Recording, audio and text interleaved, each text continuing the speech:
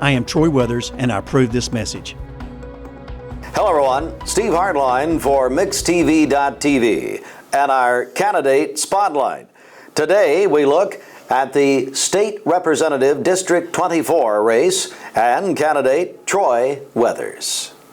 Well, Troy, welcome in, and first of all, how are you doing? I'm doing wonderful, Steve. Thanks for asking. Well, great to have you in, and you know, this program's designed to really let the public, let the voters get to know the candidates, and so, you know, we got a lot of new people there. A lot of people know you, most people know you, but let's talk to those people who may not know you very well. Just tell us about your upbringing, that sort of thing. Perfect.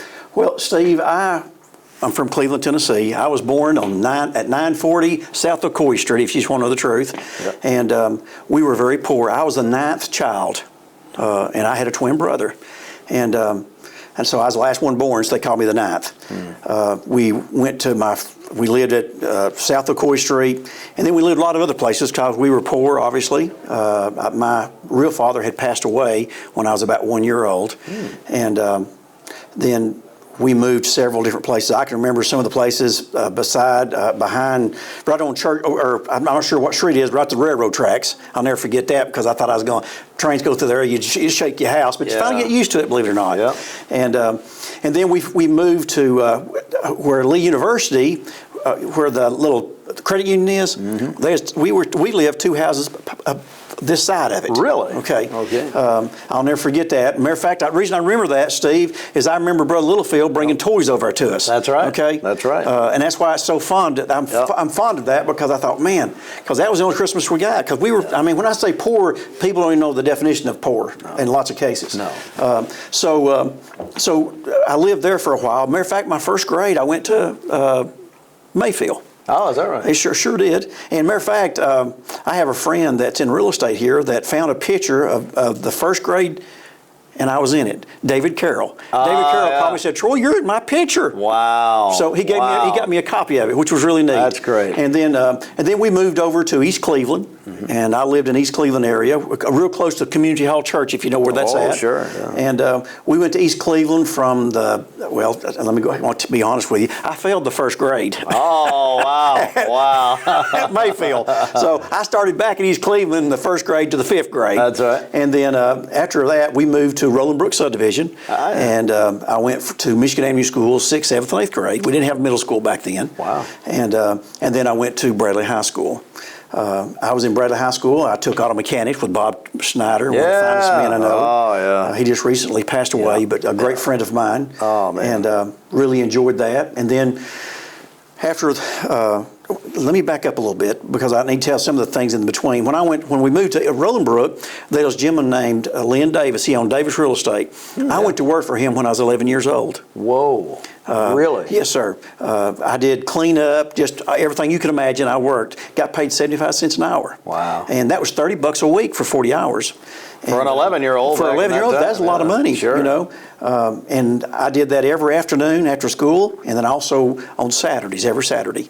And then I worked for him for the first year, and then I got a quarter raise, went to $1 an hour. I thought I was the king of kings.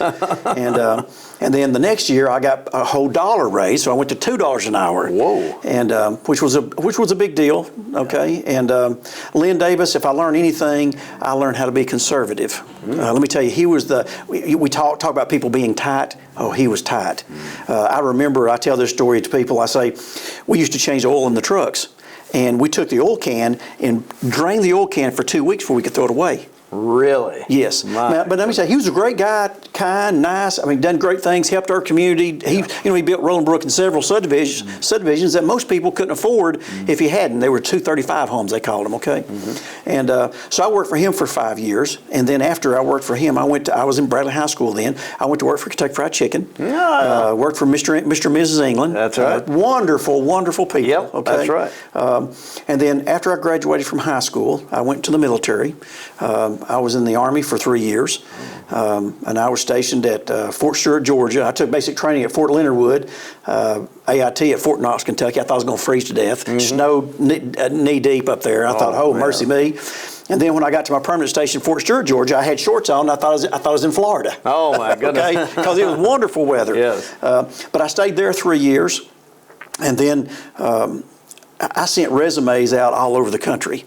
I had a great lieutenant that I dealt with, and people know all these terms I use if you've been in the military. And he was a great guy, and we'd go to the library and look up all these company names, and it had every company in the country in it. So I sent resumes out all over the country. I ended up going to work in Atlanta, Georgia. Really? Worked for a company called Ryder Truck Lines, and they hired me. I was 21 years old, and they hired me as a service aisle supervisor. Wow! And we had Teamster employees. Really? So it was an experience I'll never forget. I was there for a few years, and then I got married, and we decided that we wanted to move back to Cleveland in order to have. We have a daughter, Amanda, which you've met several times. Oh yeah.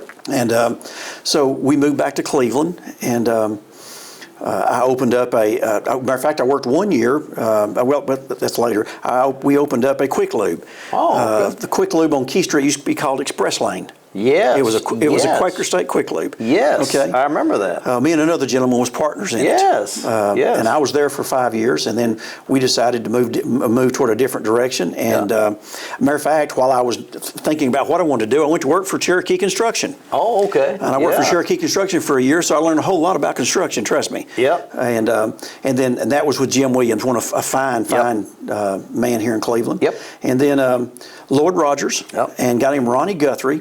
I was working on the warehouse that we have now at Wholesale Supply Group has. Yep. And they asked me, said, "Hey, would you be interested in an interview?" Yeah. I said, "Well, sure." So I interviewed with them, and they wanted to hire me as a distribution manager. I am the first person they've ever hired in the history of the company that I was hired into management. Most people, you got to work up from a delivery man or whatever, okay? Sure. And they hired me, and I started work for them, and I worked for them for 26 years. Wow. I retired as a vice president with them. It's a great company. Probably one of the finest men I ever worked for in my life was Lloyd Rogers. Absolutely. He was one of those guys that he gave you the task and he said, do it, and you did it. Yep. And he didn't bother you. He didn't try to micromanage you. He just made a difference. And he's just a wonderful, wonderful man. Yes. And during the time I was at Wholesale Supply Group, I ran for school board. And I was on the school board for 20 years. Which was probably one of the greatest experiences of my life. I think that education is very important for our community. I think Bradley County Schools and Cleveland City Schools are some of the finest in the state. And I don't just say that just to say it. When we went to Nashville, we go to Nashville each year for a school board retreat, training, and you hear all other school systems, there's no comparison. We're so far down the road than most in the state of Tennessee, it's unbelievable. So I'm very proud of that. And like I say, I was the chairman for almost 10 years, the 20 years that I served. But fine people, great teachers, great administrators. They just don't get any better here than in Cleveland and Bradley County, in my opinion. And then, like I said, a year and a half ago, I retired from Wholesale Supply Group, and then I stepped down from the school board to run for this office. So why did you want to run? Why are you running for state representative? Well, I truly believe I can make a difference. I have 20 years of experience of dealing with people, helping families, serving our community. I guess it's kind of bred in me. My father was in the military. My oldest brother was in the military and made a career out of it. And I've always believed that Cleveland has been nothing but good to me, and when I say that, I really mean that. Okay, teachers, community has just poured a lot into me, and I've always wanted to pour a lot into other people because of that, and give them chances. And I believe that I always have said, just like on the school board, you got to have somebody who's willing to speak up, speak out, and not be afraid. I've never been afraid of defending our teachers. I've never been afraid of going to the county commission and say, this is what we need in education. They have to make the final decision, but I've always been brave enough with courage to go in front of them and beg, I guess you could say. Sometimes we did, especially when we did Walker Valley. I was on the board when we did Walker Valley. And now, I'm sure you probably know this, Walker Valley is the top 20 high schools in the country.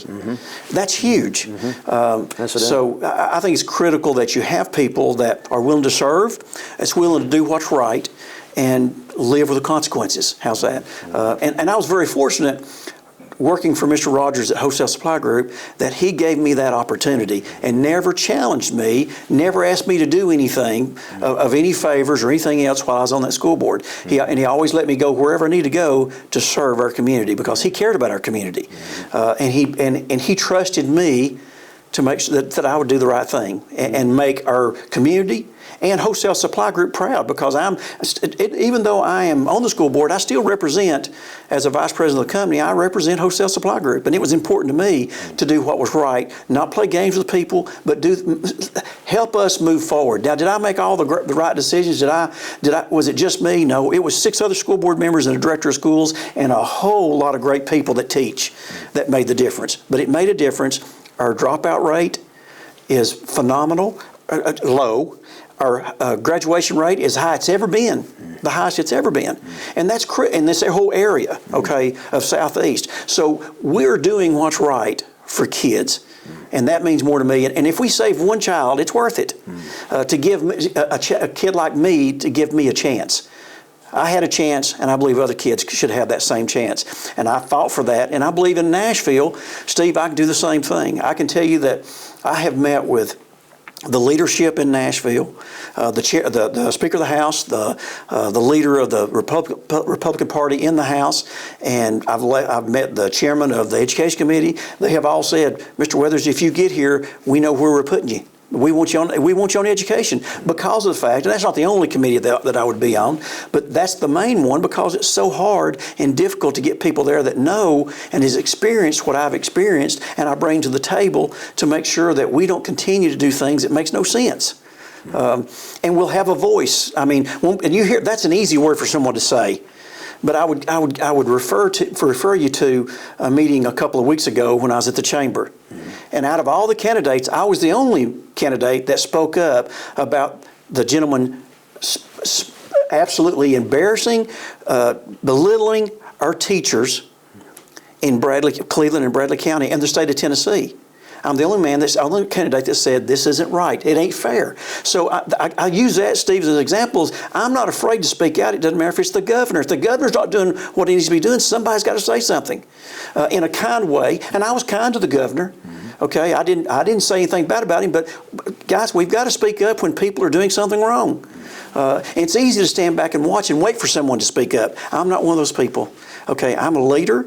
I believe in leading, not following. And if you see me, if Cleveland sends me to Nashville, that's exactly what I'll be doing. Is I'll be leading and I'll be making things happen. I'll be in the middle of it because I believe if you see change, somebody's got to make change. Somebody's got to be bold enough to say what we need to hear.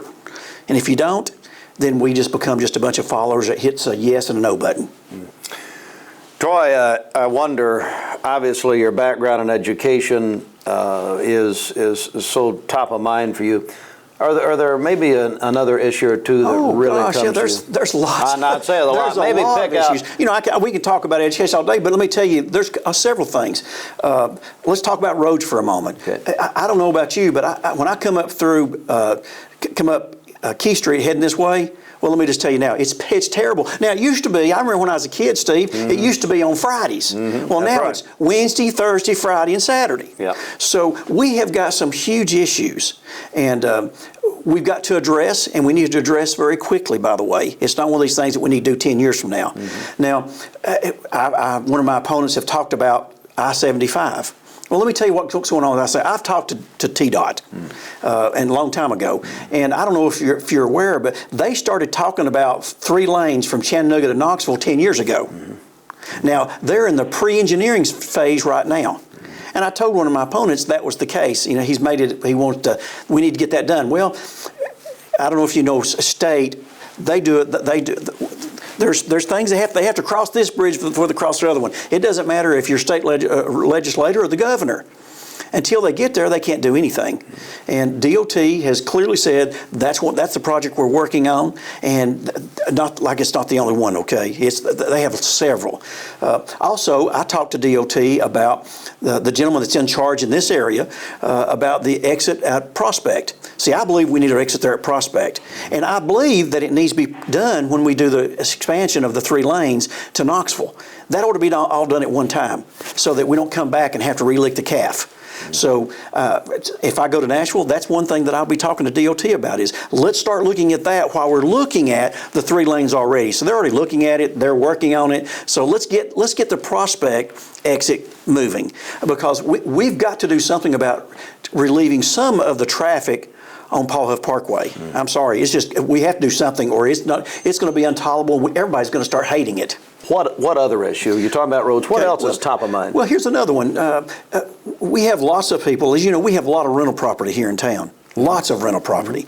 And I have been asked to look at the laws for the landlords, because sometimes they get the shaft. And I hate to say that word, but it's just true. I've talked to them, and I've been a landlord here in Cleveland, in the city of Cleveland. I've got property. I have had property there and rented it. And it's just not fair that when someone can live in your place for 3 months and do nothing, not pay you a penny, and then we're having as a landlord to make those payments that we owe on it, and taxes and all that, which is not very fair. So I'm going to be addressing that. Now, another issue that I want to address is the tax evasion on where we talk about seniors, where their tax can be frozen at 65. I went and talked to Mike Smith the other day, our trustee, which is one of the best ones we've ever had. Great guy.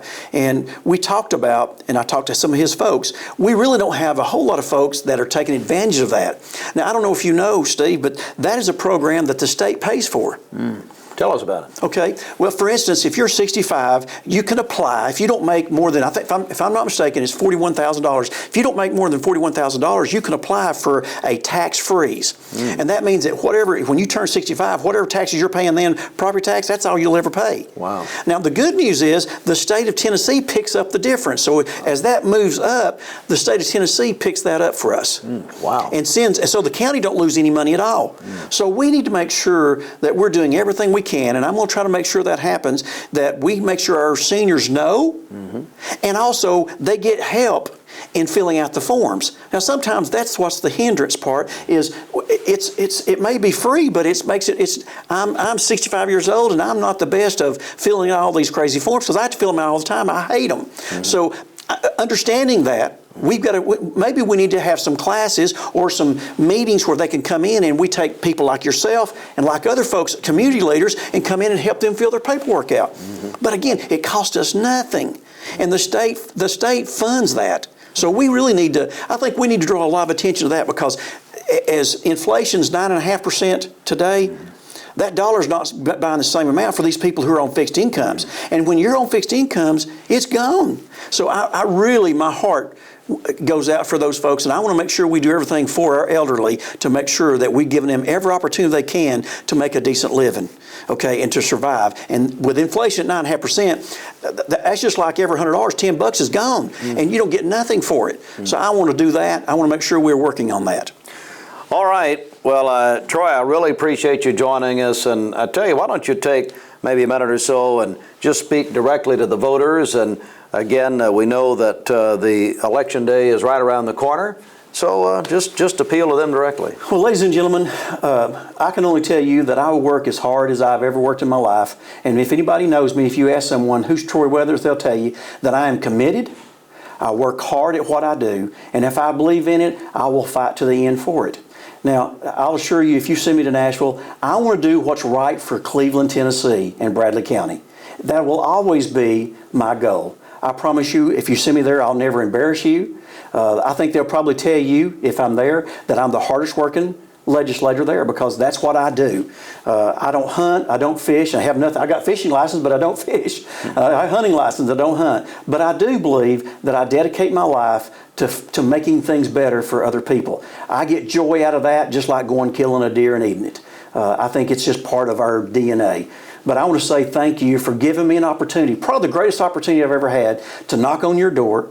And for the folks, I haven't got to knock on everybody's door, because just so you know, there's 5,000 doors.